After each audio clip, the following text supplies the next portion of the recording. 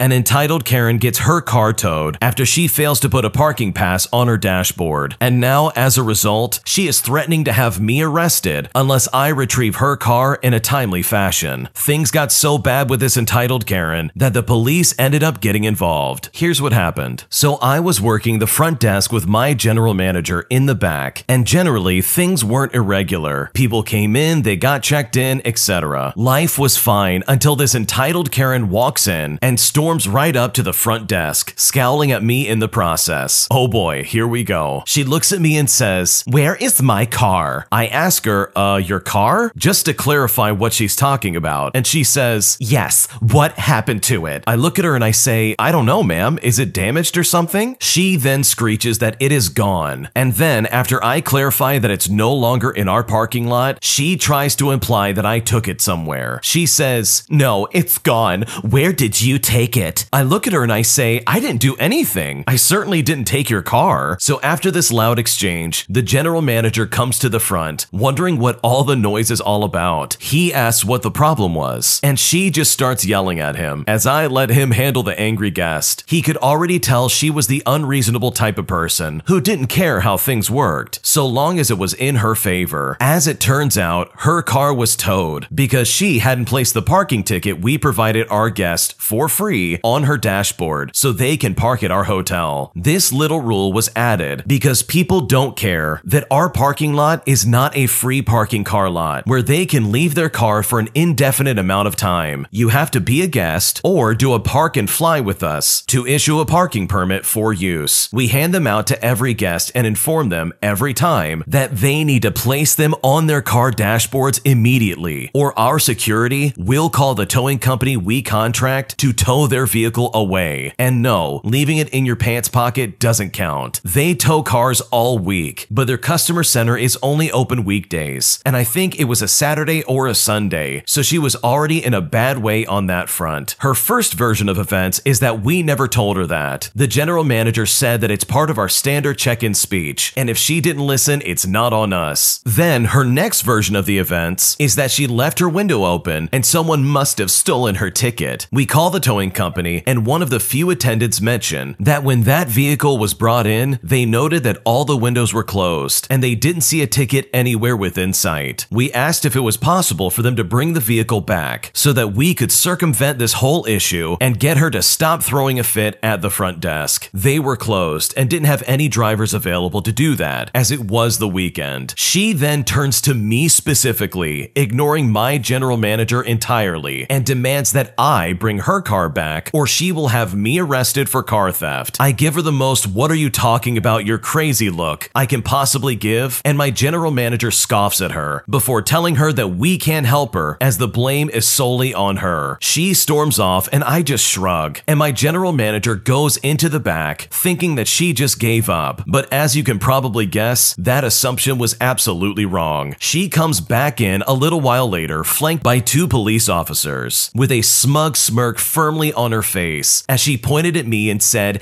"That's him, make him give me my car back." They walk up to me and say, "Excuse me, we are here about a report on a car being stolen." I sigh audibly and I take a moment to pinch the bridge of my nose and give the lady a very deadpan glance before turning to the officers and saying, "I assume this entitled Karen called you?" And they respond by saying, "Yes, she did." I roll my eyes and I launch into an explanation of the events and why her car has been towed and not stolen. Fortunately, the officers are very calm on the matter, and when they asked for more details on the towing company that we have a contract with, they nodded in understanding. They did inquire if I called the company to return the car, and after saying we did but they were closed, they walked back to her. And once they went back to this lady, they even asked her, "Why are we even here, ma'am?" After they talked to her for a little bit, as well as with her growing more and more outraged, she finally threw her hands up in frustration, stomped off to her room, and left the next day. She ended up trashing the room before she left, but you know what? We had her card on file, so we got the last laugh. What an absolute nut job. Imagine you're just trying to do your job, and this lady tries to pin you down as the person that lost her car. I mean, what a complete moron. All she had to do was just put the ticket on the dashboard. I mean, is that seriously so out of the question that it's impossible to put that on your car? And I've been in customer service like this. I know that whoever was running that front desk on that day absolutely told her her about the car possibly getting towed. Like that's probably some spiel they've had to go over like 100 times that day alone. So hopefully for the sake of everybody that works at this hotel, this entitled Karen never shows up again, because her behavior is absolutely atrocious. And in my opinion, she absolutely deserved to have her car towed. If you like Am I the Jerk, you're probably going to love Am I the Genius. Check it out, link down below in the description. An entitled guest claims that they reserved a personal shuttle to the airport, but in reality, they just missed the shuttle that was for everybody that would show up at that time, and now he's giving me a hard time simply because he was late. And I'm honestly so done with some of the people at this hotel. Here's what happened. I work at a hotel near a major airport, so naturally we have an airport shuttle to take our guests back and forth. Our shuttle runs 24/7, but after the pandemic, we only have one shuttle, while before we had two shuttles to decrease wait time. Currently, it runs on a half-hour schedule, so it leaves the hotel on the top and bottom of the hour and picks up at the airport on the 15 and the 45. The only way to be fair to our guests and keep the schedule accurate is to leave the hotel right on the dot, and we only wait a few minutes if you call down ahead of time to let us know you were running late. Because the shuttle only fits so many people, we tell our guests to check in to sign up for a time slot so we can ensure that we don't end up with 20 people showing up for a shuttle that only fits 12. Though we are not required to do so, most of us at the desk explain to the guest that they need to be in the lobby 5 minutes before the time they signed up for, as the shuttle leaves right on time and does not wait. Apparently though, for this particular guest, the front office manager checked him in and didn't mention that part, which in my opinion was a mistake, but it's not something he requires us to do, and I'm the only one who puts the effort in to train my coworkers to do that just so we can try and avoid any misunderstandings. I am not a supervisor. No one is required to take my advice and tell the guest this information, even though it sort of prevents this sort of thing happening. Today, a guest who signed up for a 7 a.m. shuttle came down at 7:03 a.m. I informed the guest that the shuttle had departed and he would need to wait for the next available shuttle. He said to reserve him another shuttle immediately, so I informed him that he would need to sign up for the next shuttle at 7:30. He reiterated that he wanted to reserve a shuttle right away and that he already reserved himself a shuttle for 7 a.m. I told him again that he would need to sign up for the next available shuttle, which just got another insistence from him that he already reserved one. I realized that he was under the impression that he was oh so special and that he thought that the shuttle was leaving at 7 a.m. for him specifically, rather than leaving at 7 a.m. for our guests in general, because that's just when it always leaves. I tried to explain to him that no, he did not reserve a shuttle specifically for himself that was guaranteed to take him to where he needed to go, but rather he just put his name down to let us know how many people were expected for the already scheduled departure. Of course, he's super special and important, so he kept reiterating that he had reserved a shuttle and therefore we needed to get another shuttle for him immediately. I told him we only have one driver, so there's no way to get another shuttle going there right now, which was then met with, you guessed it, him saying that he reserved something, which I had to explain again that no sir, you did not reserve the shuttle. You said you'd be here at 7 a.m. for the shuttle, and then you were late and so it left. Eventually, his wife came down 5 minutes later, so even if he had bothered to let us know he was going to be late, we would not have been able to wait that long for the entire party to be ready. I will say the one good thing he had going for his behavior was that he never involved his status, but in the end he did ask for the manager's card, so I'm sure we'll probably be getting a bad review out of it. It's crazy how entitled people can really be. For some context, the hotel that the original poster works at is very high class, and it has people who stay there who are very rich, so I'm unfortunately not surprised that someone would act like that at the front desk. I mean, did this guy really think that this was some kind of taxi service? Like, he's not the only one who's gonna be taking the shuttle to the airport. That's honestly just ridiculous. So good for this original poster for standing up for themselves, and hopefully the next time they deal with someone like this, they're able to at least show up on time. That way any of these problems can be avoided in the first place. My entitled mother embarrasses me in front of the entire family after I asked for medicine to try and help with my migraine, and now I'm just really embarrassed and I'm just so sick of all of them. So I get horrible migraines often and way worse than most people, so I take ibuprofen pretty much daily. My migraines are so bad so often that I throw up if I don't take anything for it. My mom keeps them with her and I have to ask her to take any. A minute ago, I was and still am having a really terrible migraine to the point of not even being able to open my eyes because I would be blinded by the ceiling lights above my head. I asked my mom to please just come over to me so that I could discreetly ask her for some ibuprofen without drawing unnecessary attention to the fact that I was sitting on the couch in pain. And I wanted her to come over to me because she wasn't currently doing anything except for talking to my dad. Her response was, "No, I'm working in the kitchen," which she wasn't at the moment. When she didn't immediately go to the kitchen, I asked if she could just come over here again, to which she had the same response and actually did go help out in the kitchen, walking right past me on the couch in the process. Annoyed, I said something like, "Mom, please," because her tantrum and self-important attitude was unnecessary, and she proceeded to go on a rant about how ungrateful I am and how I should be helping her in the kitchen, despite the fact that neither of my siblings had been asked to help out. I'm still in terrible pain at this point, and I'm not able to get off the couch, much less work in the kitchen with its loud noises and conversations. Not to mention, I'm currently having some terrible cramps, which ibuprofen would also help me with, and I did not want to announce that to the whole family at dinner. Like 2 minutes later, dinner is ready, and the 30 seconds it would have taken my mom to give me an ibuprofen wouldn't have mattered at all, especially since she wasn't even helping when I asked. And I then asked my mom one more time if she can please come over and talk to me. At that point, all of my family was there, and most don't know the situation I'm in, but my mom definitely was aware. I get migraines very often, and I was holding my head with my hands. I ended up getting chewed out by a family member I haven't seen in 2 to 3 years due to their military service, and everyone's angry at me because my mom shouldn't have to come over. I apparently should just be helping out regardless of the fact that I felt like I was going to pass out from the pain. It's overall ridiculous, and I'm honestly so sick of my family. Your mom really sounds incredibly toxic, doesn't she? The fact that she wouldn't come over and take care of her child, especially with the fact that they know they have migraines that are really painful, is really gross in my opinion. And then to make this big song and dance about it and just embarrass you in front of the entire family is also unbelievably toxic. Like this literally would have taken 10 seconds to get taken care of, but instead you get chastised and dismissed by everybody. And that's not fair at all. And I know exactly what you're talking about with migraines. They are no joke. They can hurt really badly, and they can stifle you in so many different ways. So hopefully once you're away from your weird family members who felt the need to try and chime in on your behalf, that you're able to find a doctor to try and figure out what's going on with these migraines. Because if they're happening this often, there might be something else going on that you might need to look at. So hopefully you can figure this out, and you won't have to rely completely on your mother to try and get some kind of treatment, because the way she acted at dinner was completely inappropriate, as there's no reason for you to be treated that way. My boyfriend is requesting that I wait 2 years until he's ready to commit to this relationship, stating that he needs to work on himself and figure out his life before he can try and have a relationship with me, and I honestly don't know what to do. So my boyfriend and I have been dating since April. He lives in Germany and I live in the United Kingdom. Both of us are in university and have 2 more years until we finish. He just started his master's this October, and since then he's completely changed. I've been waiting 3 months for him to prioritize me and give me time and effort, but he says he can't because he feels pressured and is really busy with his own life. He can't take the responsibility of giving me what I want. I told him that what I'm asking is the bare minimum. He was perfect before, so why can't he be the same now? We went no contact for 3 weeks, so both of us could think and decide whether to stay together or not. He just sent me a letter stating that he doesn't feel ready for a relationship and carrying the relationship of me having to move there after university. Overall, he feels like he has to figure out his own life to give me what I deserve, as he's not completely happy with himself. He also said he wasn't sure if he could be a loyal man for the rest of his life and doesn't know why he has these thoughts because he loves me. He later called and explained that I'm the only one he wants to be with, but the timing is not right, and he would like to keep contact for the next 2 years and see where things go so we would have a better chance in the future at succeeding in the relationship. He also said that he will work on himself during this time to be the best partner that he can be for me, but I don't know if I can trust his word anymore. Are these just excuses to keep me around until he doesn't want me anymore? He booked flights to see me so we could talk about everything one last time, but I'm not sure if I want to keep contact if we already are broken up. I don't want to wait until he's ready to commit, even though I somehow understand how he feels. I don't know what he expects from me. When you love someone, why would you want to wait 2 years to be with them? Does he seriously just want me to wait around until he's ready to move on? Or is he actually genuine and wants to work on ourselves before coming together? He asked me to think about everything, as he would be happy if we found a common ground for the future of this relationship. Should I just move on from him, or should I try to make things work out with him? What should I do? Your boyfriend, or should I say your ex-boyfriend, is absolutely insane if he really thinks you need to wait around for 2 years just to try and get back together with him. There's a few red flags here that I kind of want to detail, but the biggest one for me is him basically saying, I don't know if I can be a loyal man the rest of my life, which basically reads to me that he's not sure he can be faithful to you, which is basically the long way of saying I might cheat on you, which is honestly so bad. That is unbelievably toxic, and it proves that maybe he doesn't have the same view about this relationship that you did, and that's simply not fair for you. You know what else is not fair for you? Being forced to wait around 2 years just to then check in and see if this relationship is even worth pursuing. Like, talk about wasting your life away. If I was in your shoes, I would honestly be like, you know what? No thanks. I've only been dating you since April, and what you're asking for is absolutely ridiculous. I'm only asking for the bare minimum in this relationship, and you seriously don't have your priorities together. And with that, I would then kick him to the curb. Like, I wouldn't want to be in a relationship like that, having to stick around with this guy and wait for 2 years just to check in and see if maybe he still wants to get with you. Like, forget that. You have a lot better things to do with your life. So I would not take this request seriously, and if I were you, I would just move on with my life. It is incredibly unreasonable for him to ask you to stick around and just not have a relationship or any other obligations for 2 years just so he can figure things out. That, in my opinion, completely sounds like it's just not worth it. My partner constantly ignores me on nights out and acts as if he's single, ignoring me the entire night and pretending like I'm not even there, and it's honestly starting to ruin our relationship. My partner and I have been together for 5 years, and we have been through some stuff, but we are working through it together. However, something that is always happening is coming to a head, and I just can't take it anymore. I'm an extrovert too, and I love people, but I get quite bad social anxiety whenever we first go out in a social setting. He knows this, but he completely ignores me and spends most of his time speaking to other girls. He is a natural flirt, but isn't aware of it and is just being friendly, but I hate it. It's gotten to the point that I don't want to socialize with him at events anymore. As an example, we went to one of his friends' weddings where I knew no one, and at the end of the night, I couldn't find him. He was sitting in a separate room on his own with one of the hotel staff catching up for an hour, who happened to be his friend's ex, who he thought was hot, while I stood at the bar on my own by myself. Another example was when we went out with friends for drinks, and he started chatting to a girl I know who is 21. Mind you, he is 37 years old, and in the process, he ignored me for hours. I kept looking over to get his attention, and he would just smirk at me and carry on his conversation. I tried to sit beside them to be included, but he kept his back to me. I eventually went over and immaturely shoved my drink onto the table and told this girl to have a good day. I realized I probably looked like I was overreacting, but he knew I was standing on my own and still did not care. More recently, we went to a social event, and I got nervous as usual and asked him if he could not ignore me and if we could just have a good night together. He then did exactly that. I eventually left and just went home. He did not come and check on me, and he did not call or text me or even notice that I had left. My friend told me later that he was sitting and speaking to a girl that I'm friends with, who is quite promiscuous and who my partner apparently hates. My friend went up to him and called him out on it, and he swiftly moved away. This weirded me out even more, as he is always away on boys' nights, and I know he spends most of his time chatting to girls, as I've been told, even if nothing comes from it. My partner says he's allowed to speak to whomever he wants, which I believe he should as well, but it feels a little hypocritical, as he would be furious if I did the same thing in front of him on a nights out. It's happened before, so I make a point of always making sure he feels included and not leaving him out, or I choose not to speak to any attractive guys on my own for hours. I was meant to be attending another wedding with him this week for one of his friends, but I decided not to go because I knew I would be left in a corner feeling alone and awkward. It would end up in an argument of me saying he ignored me all night and him saying I'm making it up or just trying to be controlling. Am I being unreasonable to expect my partner, who I live with and have been living with for years, to think of me just a little bit more when we are out in social settings? Or or even just help me feel a bit more comfortable, which would include introducing me to people or just not disappearing altogether just so he can speak to random girls for hours. I've told him it makes me feel unloved, and it seems like he would rather prefer to be single. Every night out, he treats like a boys' night out on the town. I'm not expecting him to be glued to me. I love speaking to new people just like anybody else. I just expect us to check in on each other every few hours, or for him to remember that I'm even there at all. I guess I'm worried if that's how he acts when I'm there. What does he do or act like when I'm not there? What should I do? What you're describing is absolutely unacceptable. I seriously am blown away that you're putting up with this, even for a second. He's clearly gaslighting you, and he's basically putting you in a corner just so he can try and act like he's single and hit on these other girls. And by the way, him being flirty like that is not him just being nice. He is literally flirting with these girls, and that's an important distinction to remember moving forward. He is hitting on girls right in front of you, and he does nothing to actually imply or show to them that yes, he is already accounted for and he's actually in a relationship. I mean, this is so disrespectful towards you, and there really is no good excuse for the way he's acting. So I think setting up some serious boundaries of some kind with him would really benefit both of you, because what starts as him just talking to girls and acting friendly and flirty with them eventually leads to other things that can be pretty tragic in your relationship. Thanks for watching. When you subscribe, make sure to hit the bell to turn on notifications so you never miss a video. To finish listening to all the stories, use the playlist at the top of the description. And if you like Am I the Jerk, you're probably going to love Am I the Genius. Check it out in the description below and subscribe.